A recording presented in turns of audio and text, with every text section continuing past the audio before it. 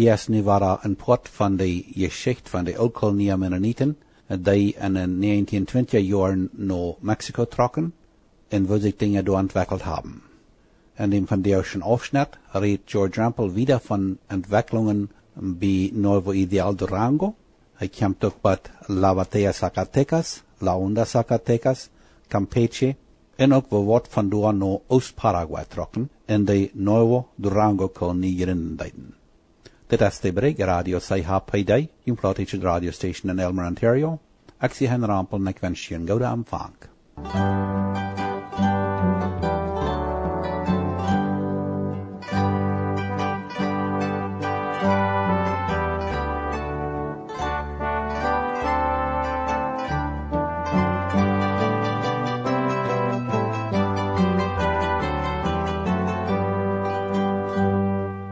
Onse Jeschicht Nummer 57.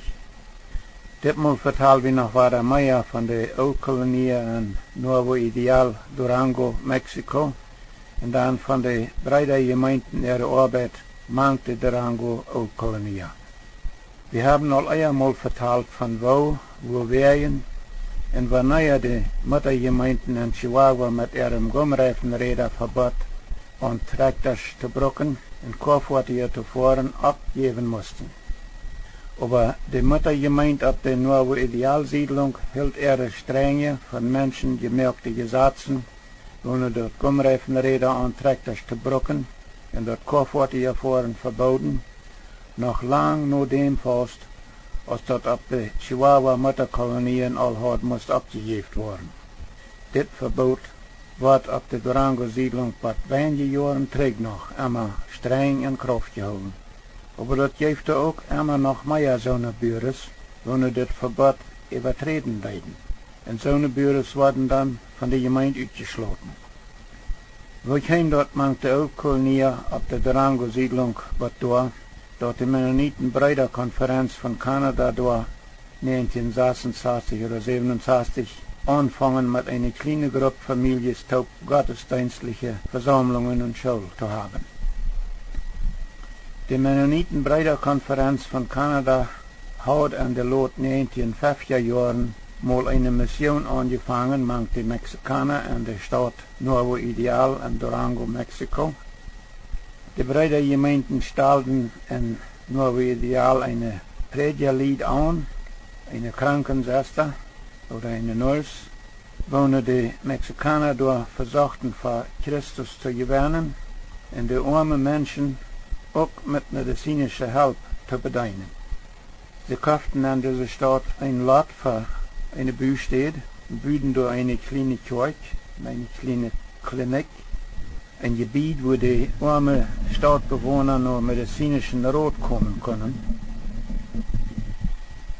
En de Brüder ihrer Kirche in Nuevo Ideal kamen etliche mexikanische Familien zu gottesdienstlichen Versammlungen en viele arme Leute kamen jähren in ihre Klinik und leiten sich von den Nurse für ihre körperliche Krankheiten medizinischen Rat geben.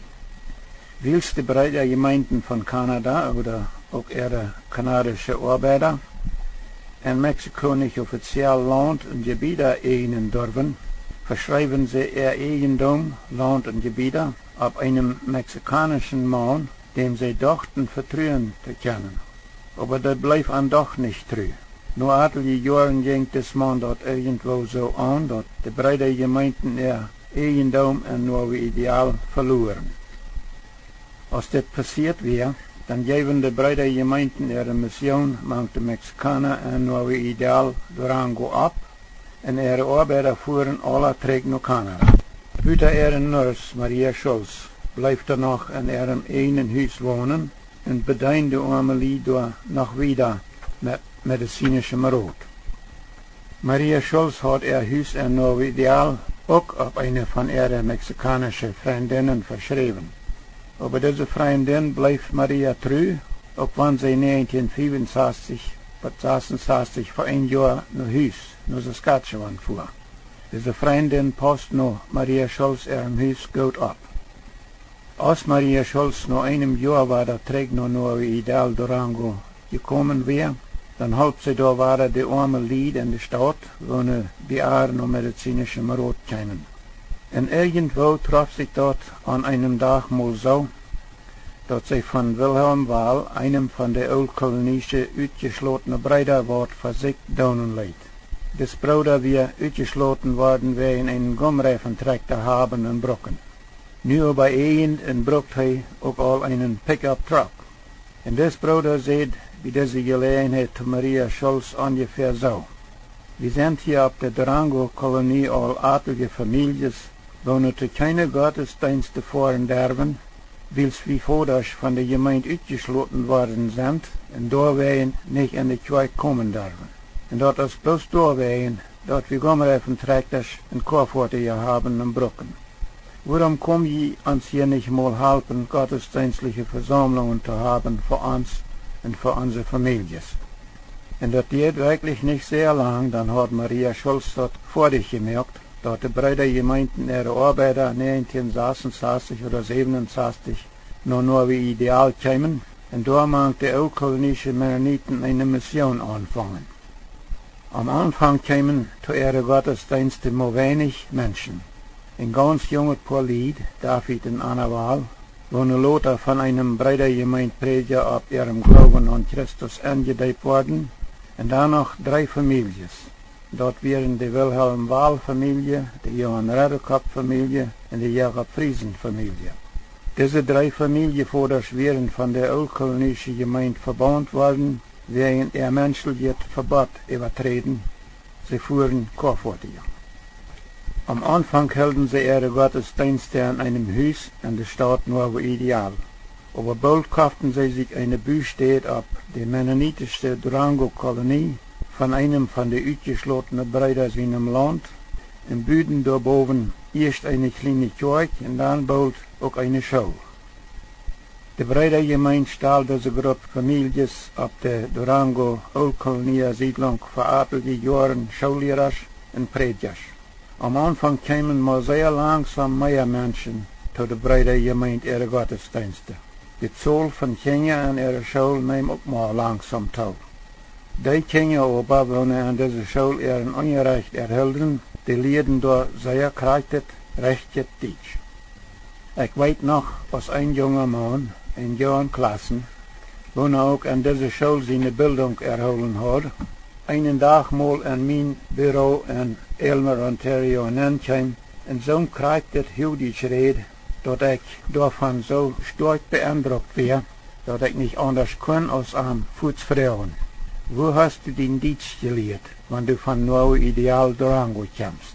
Und Johann Klassen vertelt mir ganz begeistert davon, wo er seine Schulbildung an der Brüdergemeinde ihre Schule erholen hat, und dass er da nicht nur Deutsch, aber auch Spanisch gelehrt hat. Lothar, als ich mal in Durango war, dann lehrte ich diesen jungen Mann seine Mutter Helena Klassen und ihre anderen Kinder auch kennen. Nach wenigen Jahren trocken die auch alle nach Ontario. Die mennonitische Brüderkonferenz, ihre ganze Arbeit in Durango, wird zwischen und überall an der AMMC-Konferenz in Kanada übergeben worden. Und als ich da 1986 die Schule besucht, dann wären Wilhelm Wallen, ihre Tochter Justina, und Helena Klassen, ihre Tochter Tina, da die Lehrer für die Lehrerklassen. Und Franz Reimer von der Quellenkolonie in Chihuahua wird da der Lehrer für die höhere Klassen. Ich war, als gewesener Schullehrer, sehr positiv beeindruckt von diesen Lehrern ihrem Unterrichten in der Durango-Konferenzschule. Scheinbar verstanden die Brüdergemeinden ihre Arbeiter sich aber nicht sehr gut mit der oldkolonischen Lied in Durango. Und dabei fanden sie manch ihre Glieder in Kanada nicht immer gut, sondern Schullehrer und Prediger, wo die Durango-Mennoniten in Mexiko dienen wollen. Und dadurch bleibt diese kleine Gruppe gewesene Oldkolonie durch stootwies ohne Prediger und ohne Schullehrer. Ich weiß nicht gerade, wo das dort gekommen ist, aber als diese Gruppe Familien in Durango einmal weiter ohne einen Prediger wären, dann fuhren Jakob Neudorf und Jakob S. Peters von Winkler, Manitoba, mal nach Durango, um diese Lied durch ihre einsame Lehre zu besiegen. Jacob Neudorf wie aan Manitoba mal een oud-kolonische prediker geweest. Hij was nu bij een IMMC-diakon. Während Jacob Neudorf und Jacob S. Peters diese Families in Durango besuchten, dient Neudorf an dort auch mit adelige Predigten. Und dann frühen die Lied an dort, auf hij in seine Früh vielleicht würden willig sein, für unbestimmte Zeit nach Durango zu kommen und an dort als Predigerlied zu dienen. Jacob und Eva Neudorf gingen auf diese Einladung an, fuhren dort 1986 hin und dienten dort als Predigerlied für 2 Jahre. Der Jacob Neudorf seine Arbeit macht diese gewesene Old-Kolonie auf der Durango-Siedlung, kam dort irgendwo bald was durch, dort die breite Gemeinden ihre Missionsbehörde oder Missionsboard ihre ganze Arbeit in Durango nur die IMMC-Gemeinden ihre Missionsbehörde oder Missionsboard in Kanada übergeben. Von 1986 an ist diese Arbeit in Durango von der IMMC-Konferenz getan worden. Aber das geht auch unter den ihre Arbeit noch lang, aber die Zahl von Familien, die sich an die IMMC anschlossen, bedeutend größer wird. In den letzten Jahren aber ist diese Zahl doch viel größer geworden, sodass sie all eine größere Kirche haben bauen müssen, um Raum zu haben für einen alle.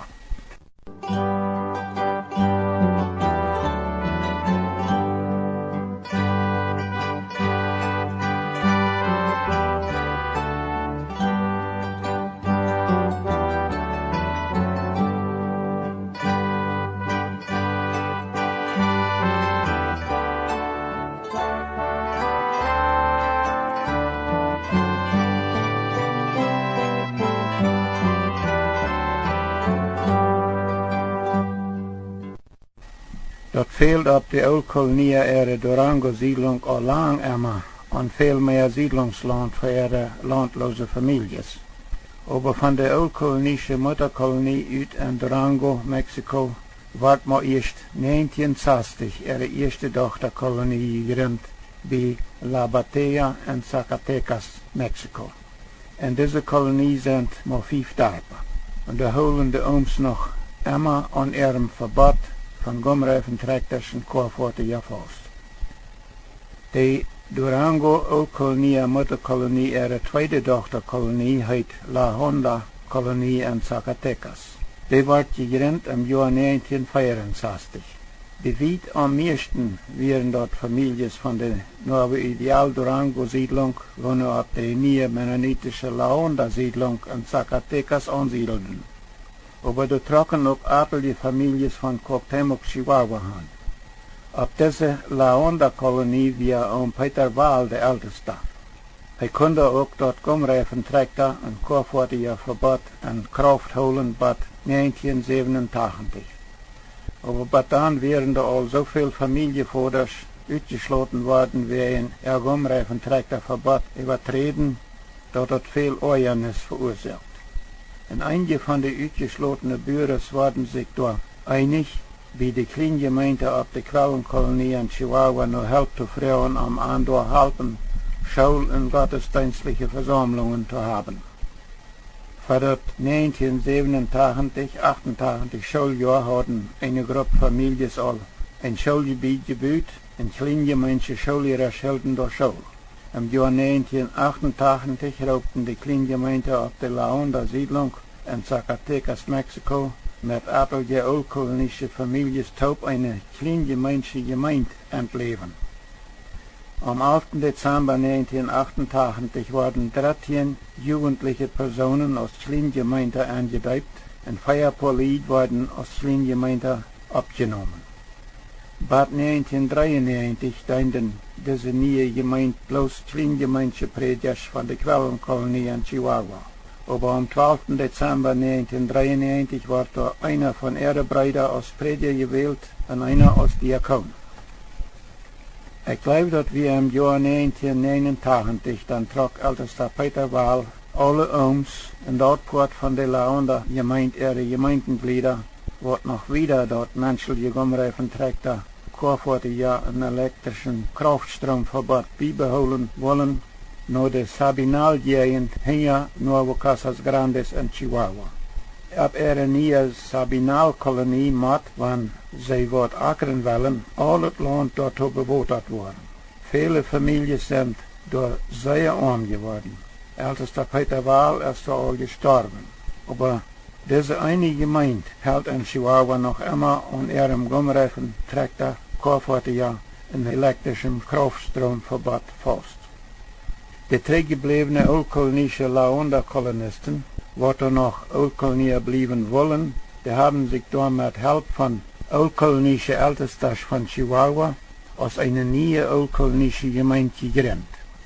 Nie gewählte Ooms haben, zoals de andere oud-kolonische gemeenten in Chihuahua, dat Gumreifentraktor K40 een elektrischen Kraftstroomverbod opgegeven, haben aber am ewigen alles so geholen als ze dat verherhouden.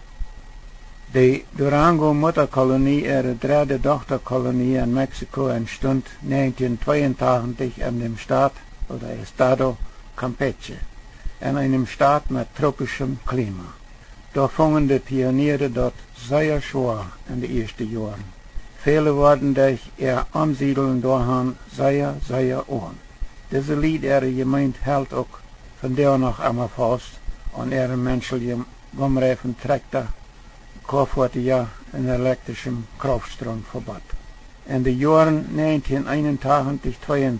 woonde het älteste Abraham Wahl en zijn broeder Isaac Wahl met een groep oud-kolonische families top van Nuevo Ideal, Durango en Mexico uit naar Paraguay. Een nieuwe siedlung in Paraguay heet Colonia Nuevo Durango. In den Bilderbuch Gäste und Fremdlinge op de 236. Seite ist de Landkarte von dieser Nuevo Durango Kolonie in Oost-Paraguay en dan wieder ook aardige Bilder van wo die door schaffen. Nur diese Karte dan worden op deze Siedlung 15 Darpa angelegt. De oud-kolonische Gemeinde oder de oud-kolonische Ooms op deze Siedlung verbeiden ihre Brüder door ook dat Gumreifen Räder und Traktorsprocken en dat K40 haben, aber nicht dort elektrischen Kraftstroombrücken. En nu eerst mal eine Geschichte, die ich in Blumenort persönlich, ich glaube in 1942, durch 3 Durangosche Jungs erfuhr. In Blumenort bei Cuauhtémoc, Chihuahua, kamen 1942 mal 3 Durangosche Jungs an. Diese Jungs ihre Namen waren Heinrich Peters, Johann Peters und Peter Günther. Peter Hendrik war al über 21 Jahre alt und er brucht al nicht von seinen Eltern Freiheit haben, um nach Cuauhtémoc, Chihuahua kommen. Aber die anderen beiden Jungs waren, zoals ich das damals verstund, vielleicht ohne Freiheit von Tüß weggegangen. Peter Hendrik vermeid sich bei Prediger David Wieben. Er war ein buitengewöhnlich starker Mensch. En hij gleicht dat ook te wezen. Hij deed zo'n dingen als zijn regenjaar in een John Deere Model D tractor hingerad stalen en dan aan 2 speken aanvoten en dan de aard van tractor meermaal hingenander een eindje van de eerdloos hebben en dan den water plunsen laten. Voor dit maal breken we hier water af. Nächstes Mal vertellen we nog wat meer van de oud-kolonieën en Nuevo Ideal Durango, Mexico. En van de brede gemeenten der arbeid maakt de Durango ook. But next month. Ik zie George Randall.